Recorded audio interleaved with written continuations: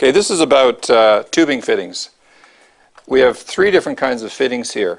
This style of fitting has a little ridge, one ridge around it, and when the tube gets pushed over, the seal actually happens right on the ridge. The type of fitting that's on here has three barbs, and when the tube goes on the barbs grip onto the tube, so after a while there's a certain amount of wear can occur on the tubing, and you may want to remove, say, 1/8 of an inch from the end of the tube just so you get a good seal there. You'll also notice that when this tube is used here for a while that the tubing ends probably shouldn't be interchanged, because the way this one seals and the way this one seals are just slightly different. It's a very small point, but it's something that could cause you some problems.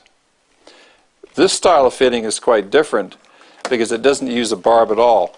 It uses a taper on the inside and a taper on the outside so that the tube gets squeezed on both sides, but there's no gripping onto the tube. The gripping is based on the fact that you're pulling it over a tapered piece, so when you pull it off, the tube doesn't expand.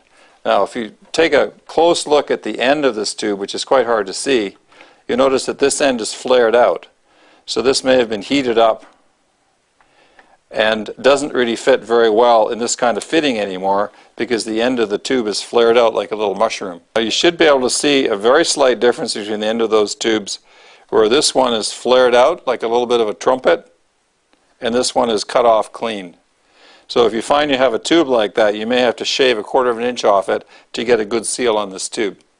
But once you do get a seal on this tube, it's never going to be changed probably. You don't have to be altering it in the future because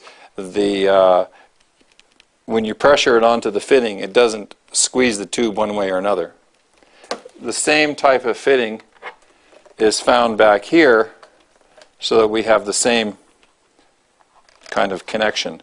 So you just push it, and you can push it down there as hard as you like, and when you pull it, it comes off without gripping onto the tube.